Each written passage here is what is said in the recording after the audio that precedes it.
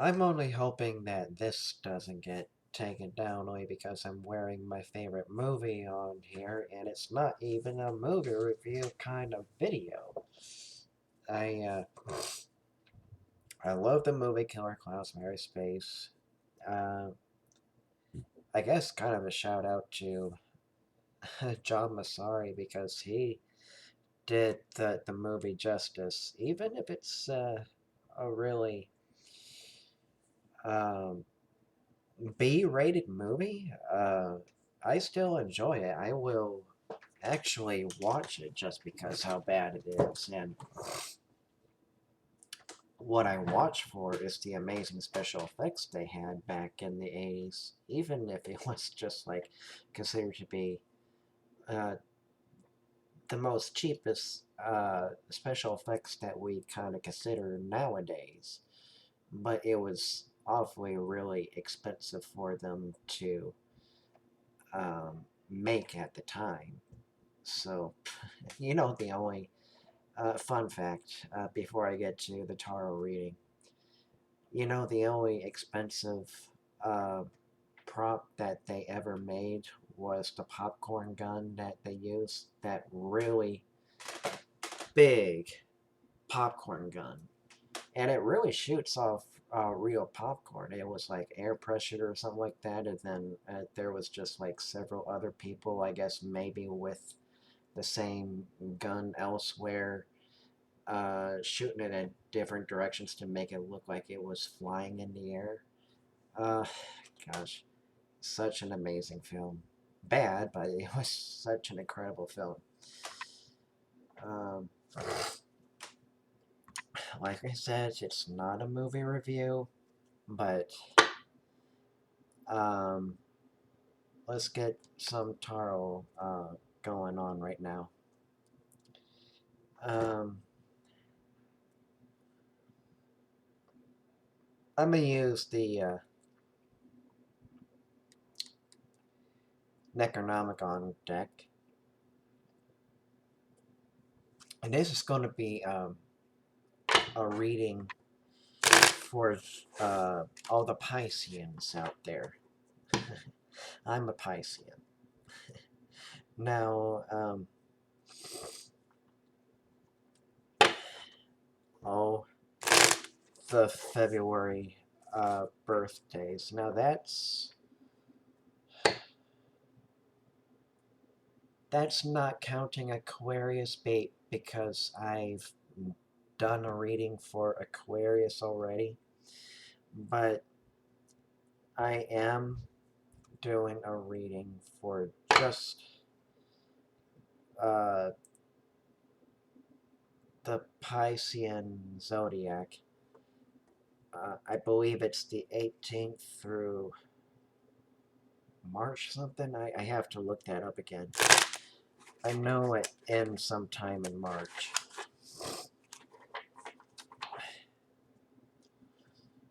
I might do that just in a little bit now.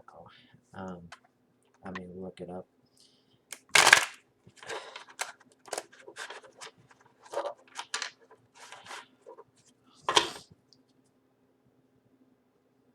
Alright.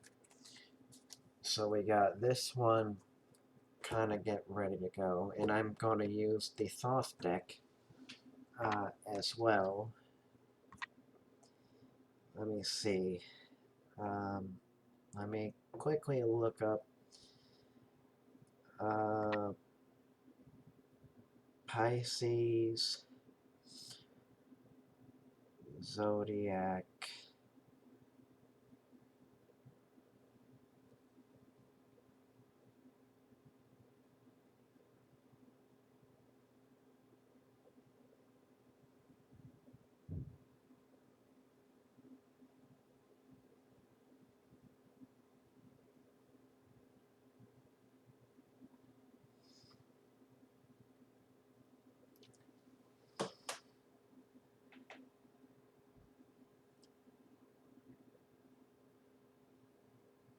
Okay, so Pisces astrology.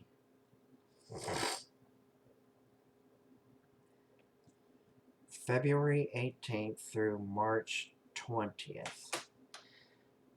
Um, at least that's how they put it in here anyway.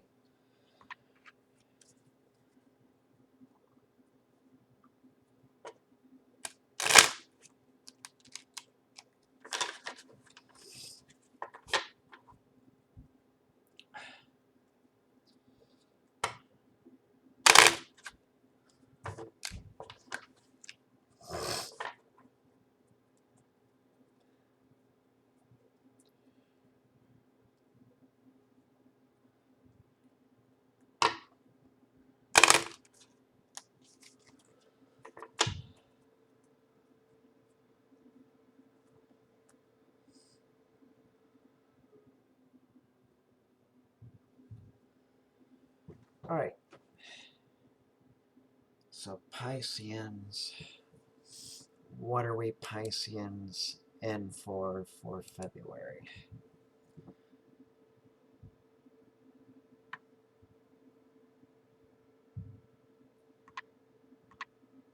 This one wanted to be chosen. So I say to that, let's use it.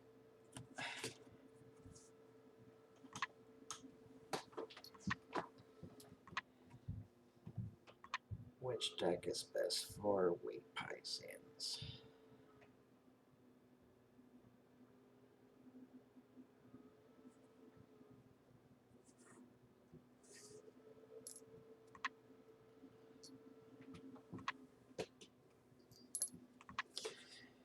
Alright, so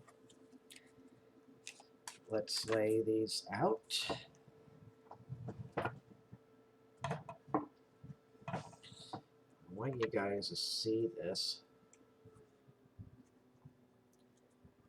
I'm being a little bit weird only because I want the full cards to be shown.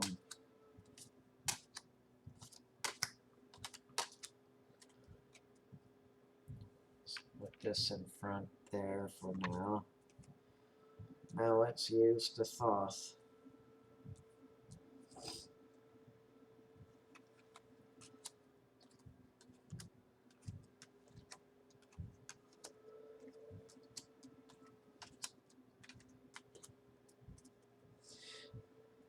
Okay, so look at what we have here over at my left side. Now you would think this would be the devil. It looks like the devil to me, but it's not. They call this one Amun, and he's number 4 and considered to be the emperor. Don't ask me why. That's how the cards are made. Okay, so let's get this reading started, shall we?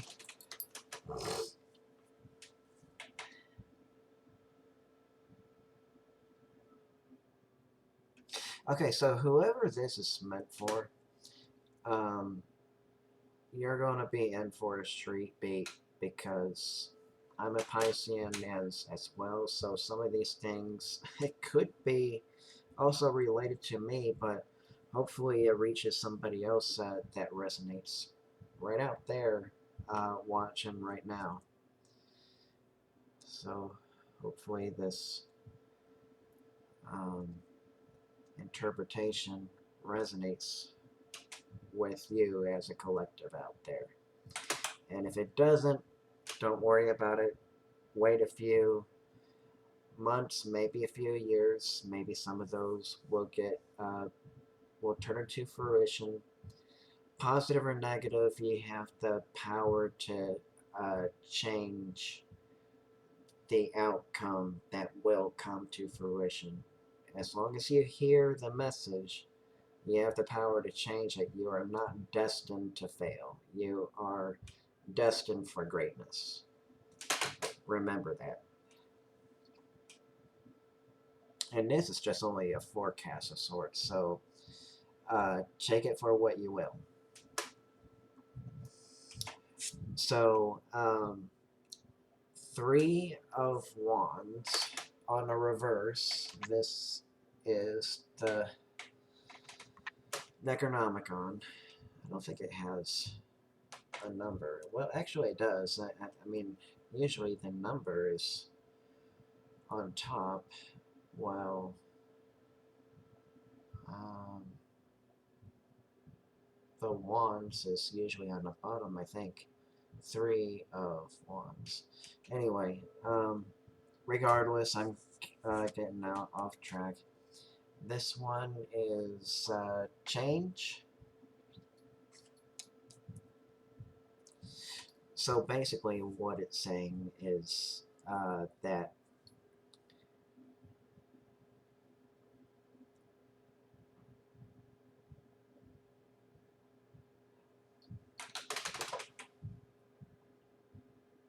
if there is supposed to be like a relationship of some kind,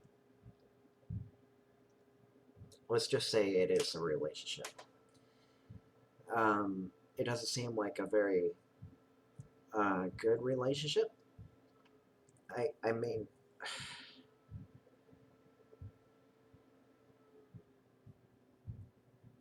it's been a while since I've done a tarot reading like this. I mean, not really, but it kind of feels like that right now because I was going through some personal stuff. But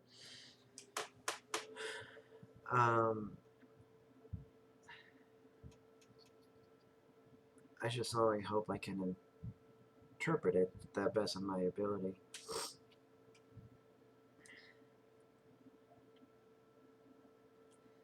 I feel like this is like a complex relationship. I think it feels like the relationship isn't going anywhere while it seems like it's going some places, but not moving forward. I kind of feel like there's no change in maybe it could be a friendship, but I kind of feel like this is a little bit more directed towards um, kind of like a partnership kind of thing, kind of like a romantic one, but I kind of feel like this is more directed at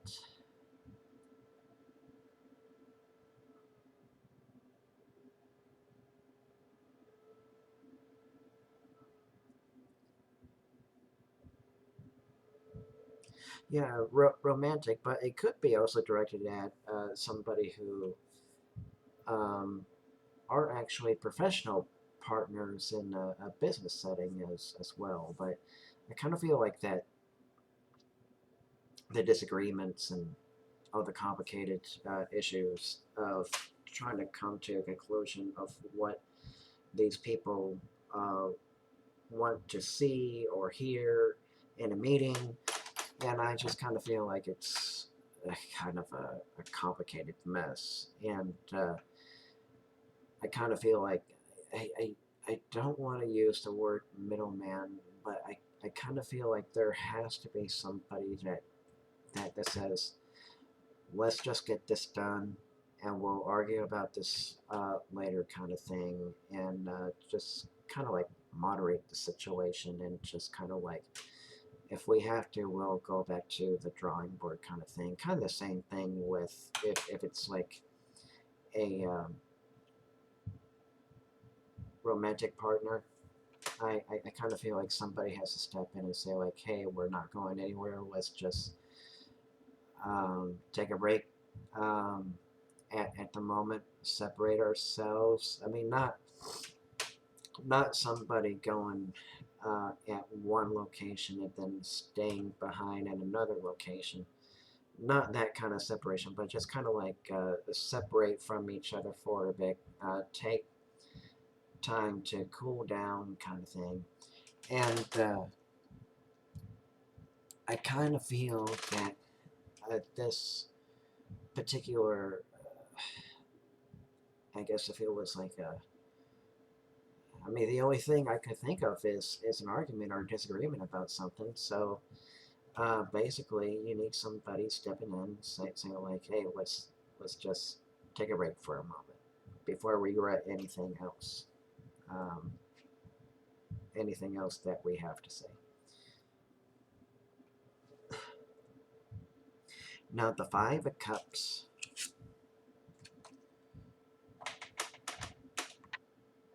Necronomicon. The Universe. Thoth.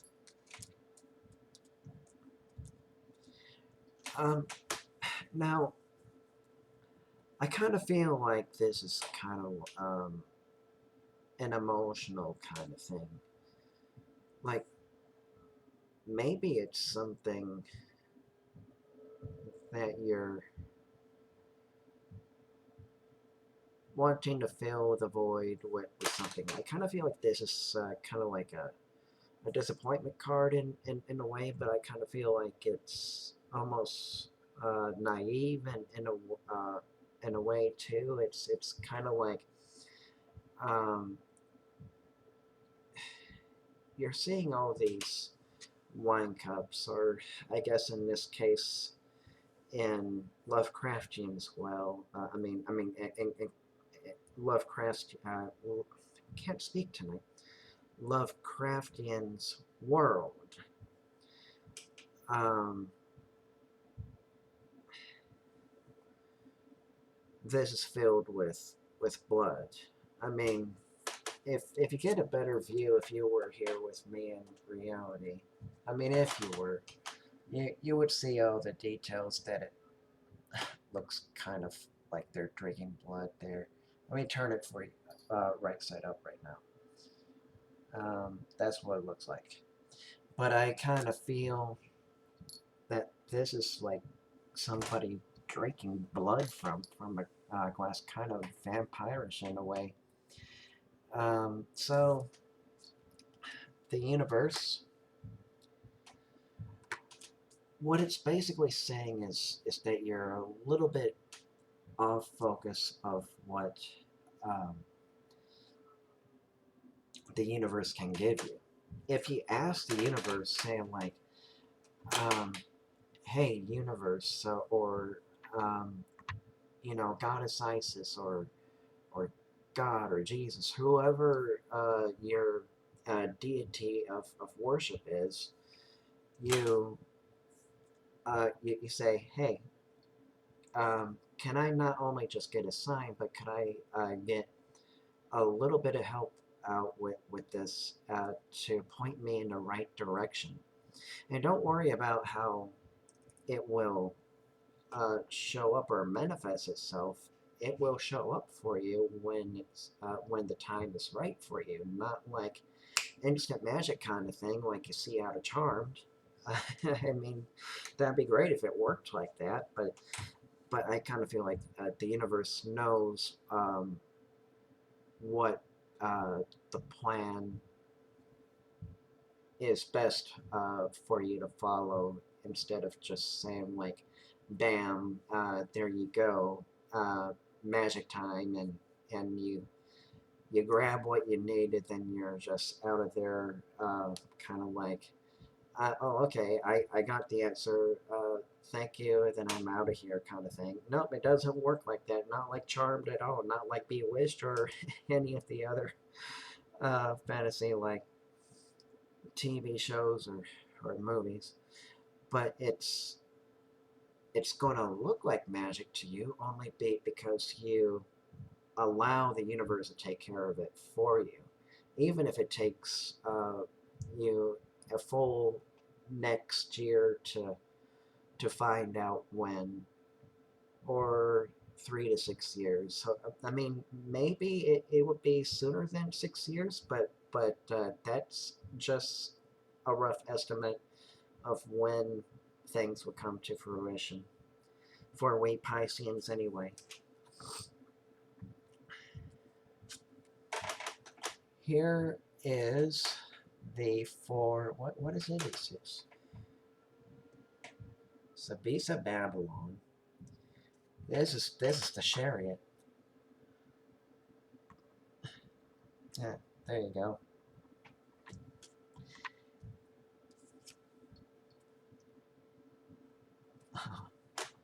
The tower. The tower means that you are going to be expecting change. Remember change? right here, where there doesn't seem to be change, but you are going to have to expect change. Well, we collectively have to expect change of some kind, and it's just kind of like shakes our world a little bit to the core. And I kind of feel like that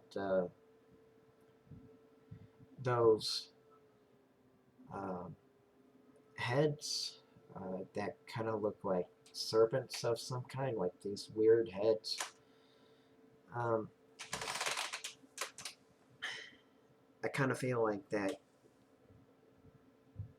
we're going to be facing some kind of a challenge in life. I mean, you're never really done with challenges. It doesn't have to be just people that's just one obstacle in life, but I mean, not really an obstacle. It's an obstacle to what we perceive as a challenge until we get through it. But we're going to be facing challenges regardless whether if it's with if it's with spending money or whatever the um,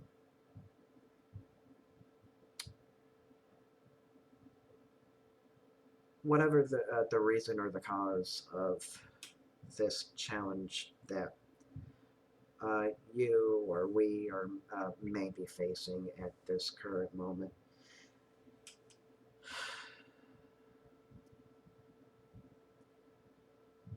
And this is for February. I mean February through the 18th through March. I believe it was the 20th.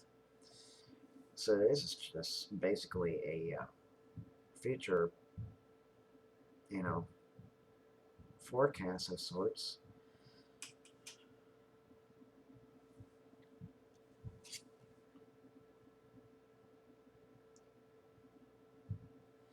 I kind of feel like that this kind of resembles disappointment in some ways.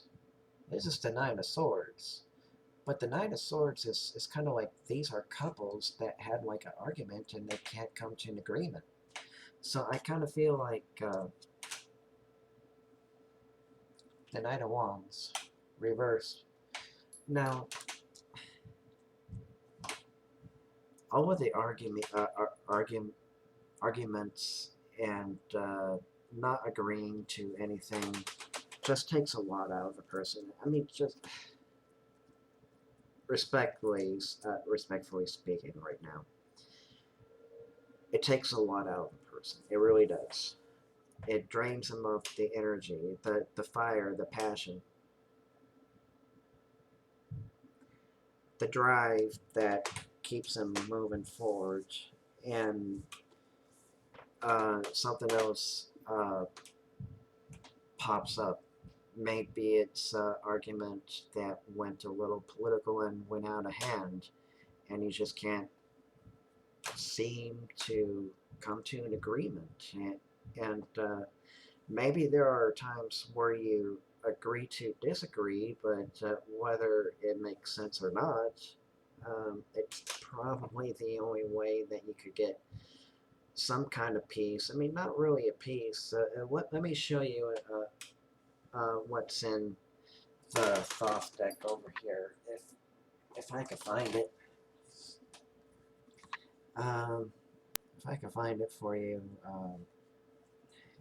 in a quick manner at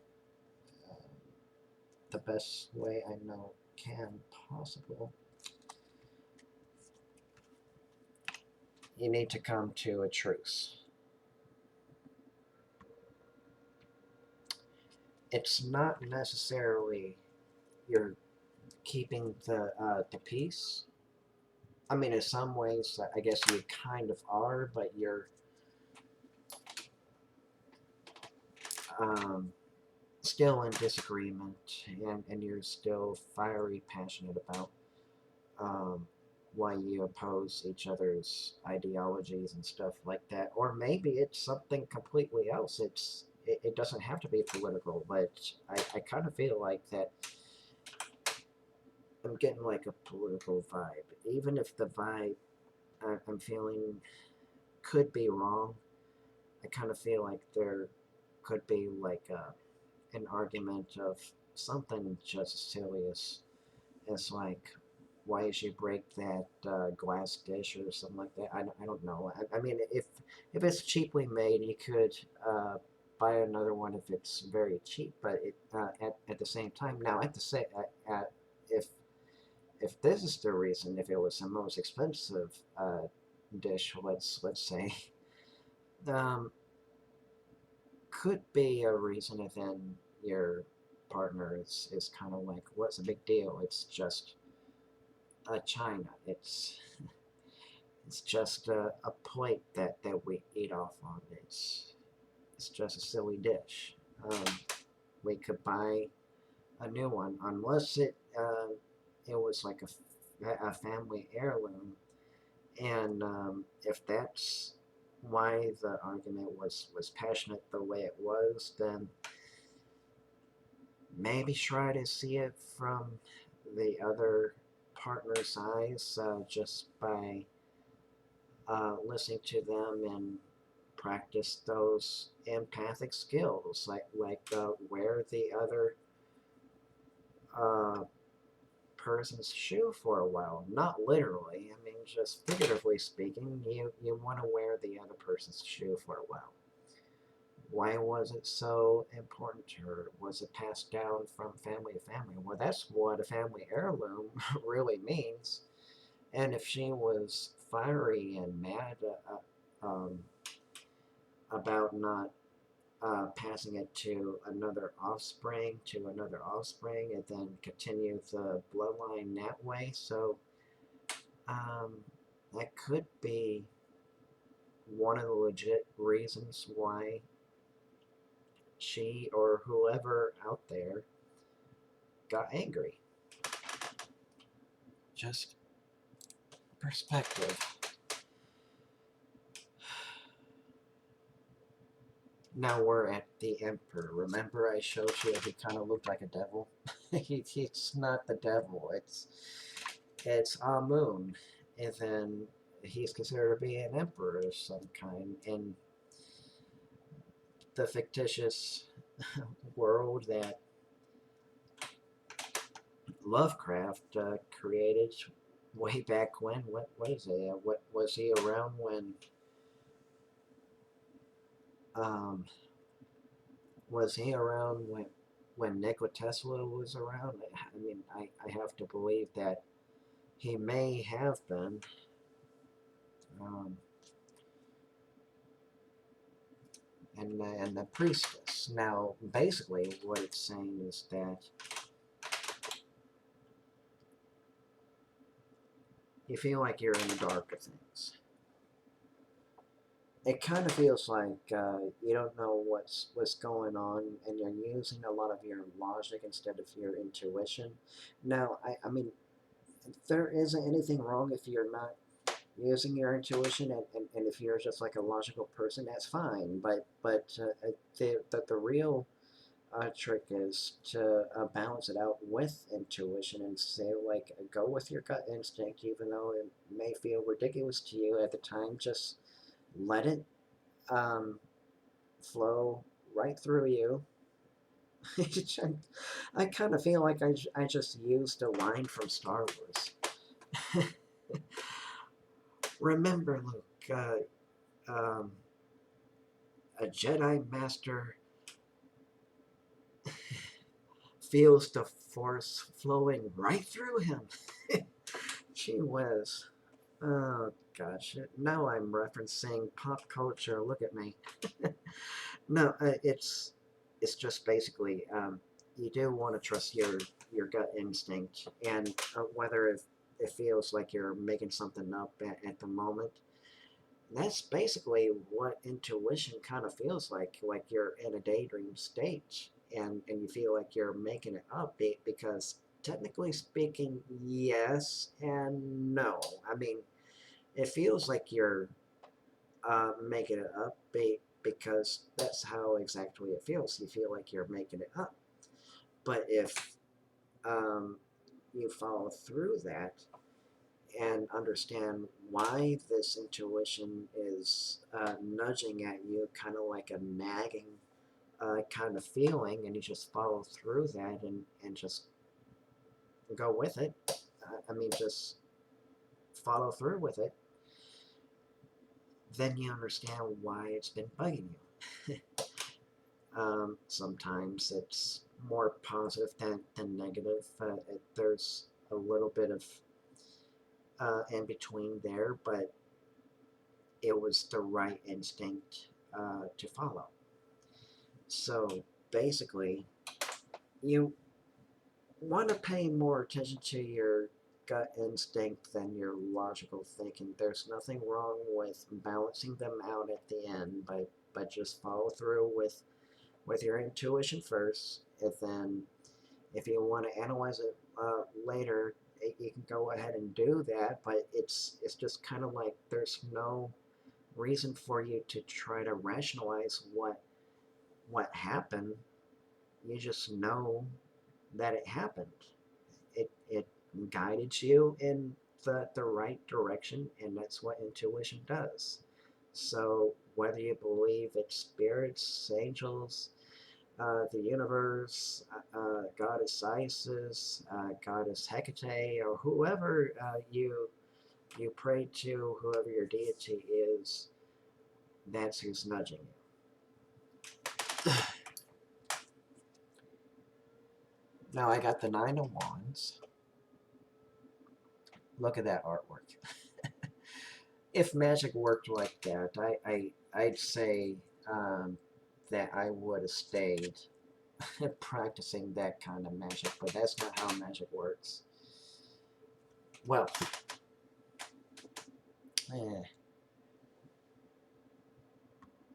wealth on reverse. Now, basically, what it seems like, you have your own ritual of what you think wealth means in your book.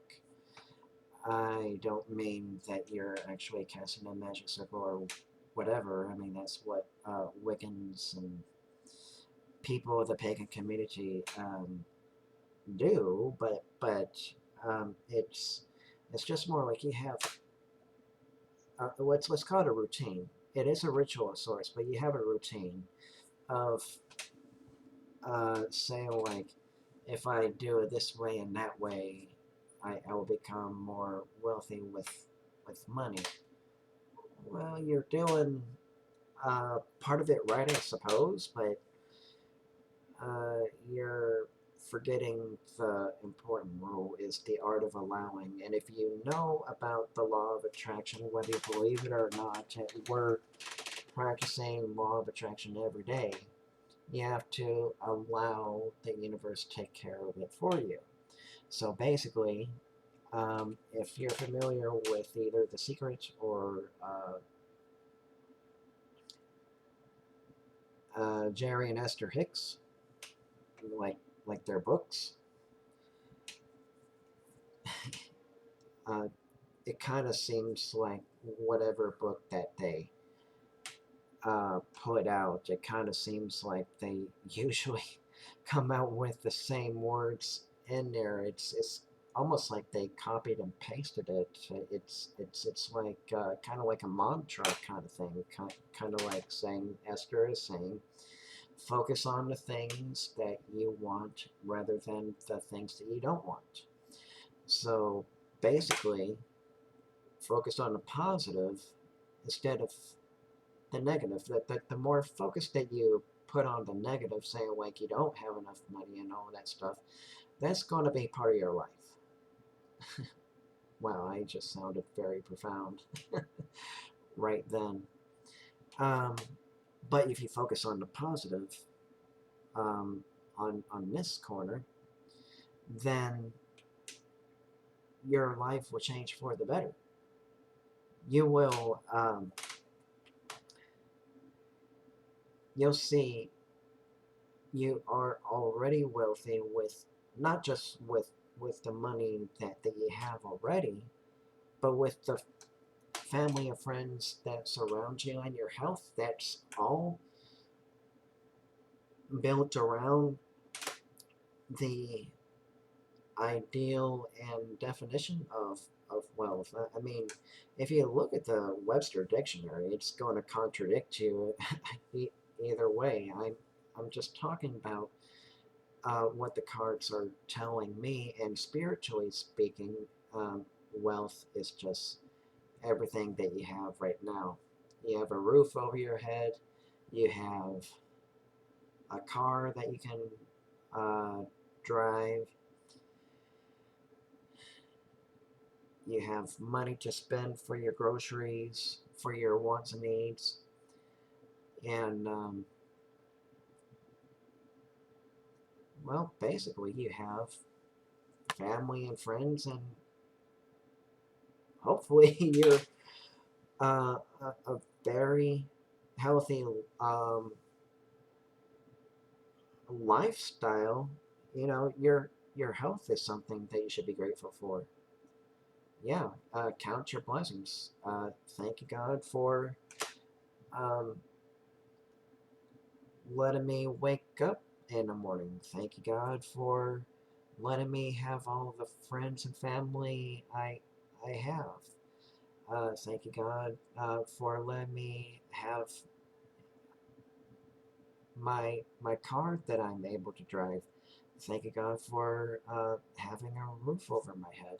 If you think it's about having a big mansion, well, I don't know what to tell you, because pop culture has kind of like um, hypnotized us in a way, saying like this is the way we need to live our lifestyle, and that's not altogether true. It's nice that it probably makes it a little bit easier, but it's not altogether what happiness is all about.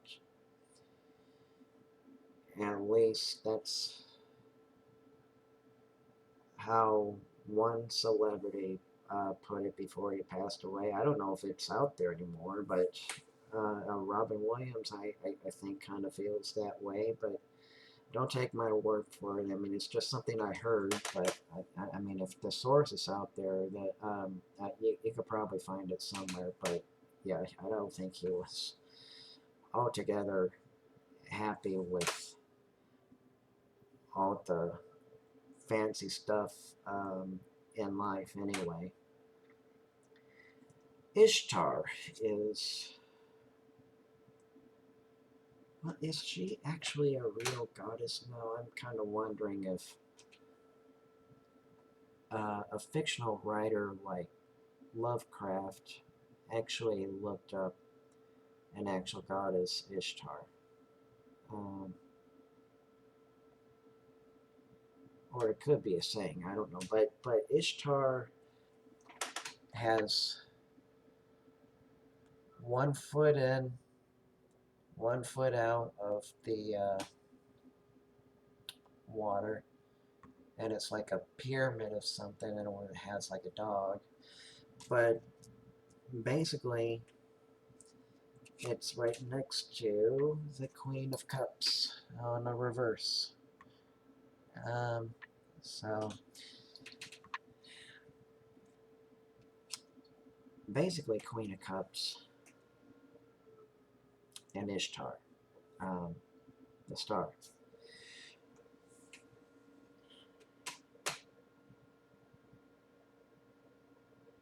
I kind of feel like that you're already vulnerable as you are already, but I kind of feel like you're exposing yourself to sort of say, here's what I truly am, but I kind of feel like that you're kind of on your guard, you know, looking at the picture of the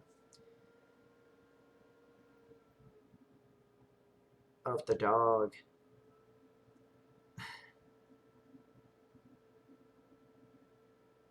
in the picture itself too. It's kind of like that this dog is also standing guard to kind of like protect her as well. But I kind of feel like that your inner guard dog, you're on your guard all the time. I mean, you want to expose yourself of sort of say this is who I truly am, but then you're going to be on your defense. Kind of like you're going to be on your defense by saying, you know what? I don't need to take this from you. I'm going to defend myself because you don't agree with uh, my ideas or whatever the reason that you're putting up your dukes for in to begin with. Not physically, but maybe internally, and you're just kind of like, I don't want to hear this kind of thing. And the Queen of Cups is kind of like,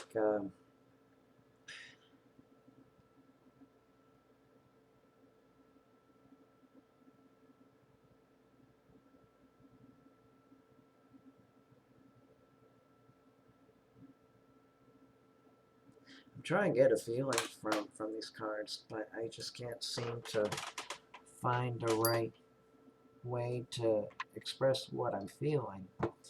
But basically what it's saying, it's not so much the emotions are empty. I think it's at a good balance, but I kind of feel like there's some sort of a stillness of some kind. I don't know what happened. If it was like a tension that was just like left in the air. I don't want to say it was an argument. It doesn't always have to be an argument. I mean, it can be, but it's just not the only reason why.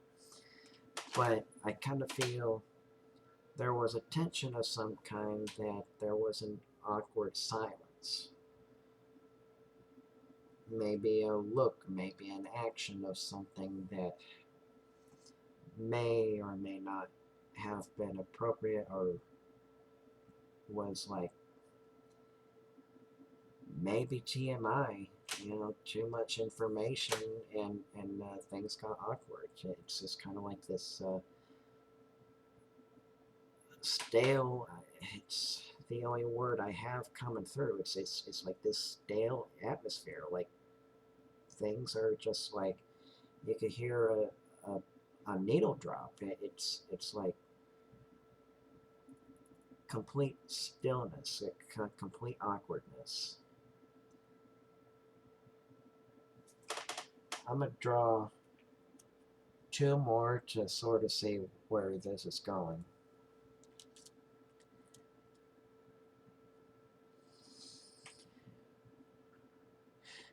King of Wands.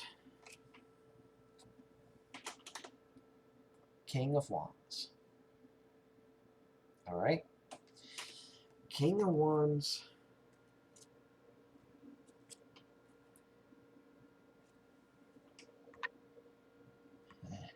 The Ace of Discs. Now, basically, what this is telling me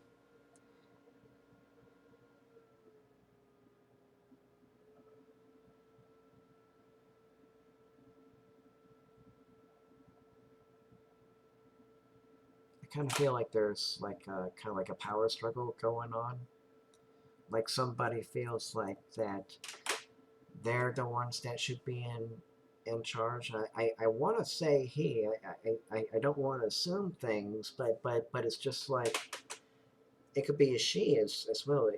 Whether if it's a they, he, she kind of incident, they kind of feel like they want to be in charge, and maybe that's why the awkwardness kind of lingers, and maybe that's why the stale atmosphere is happening. And I kind of feel like that things aren't going to be manifesting very quickly from this point forward because of this awkwardness going on. Because once you hit that blockage, there's not going to be much like manifestations going on. I mean, there may be manifestations happening for them, let's say, but it's it's just not going to be favorable in your part at this moment.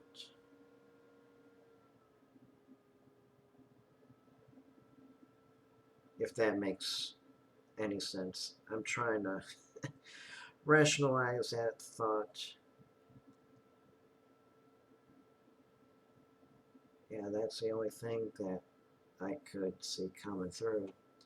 Hopefully, this makes sense to somebody out here. For we Pisceans, we're kind of in this together, but at the same time, not really. But I mean, this message is meant for whoever it's meant for at the time. For whoever is out there, it may reach somebody maybe a few months to a few years later. So, if it resonated with you, please like, share, subscribe. And this is Magic 51 signing off. Peace out.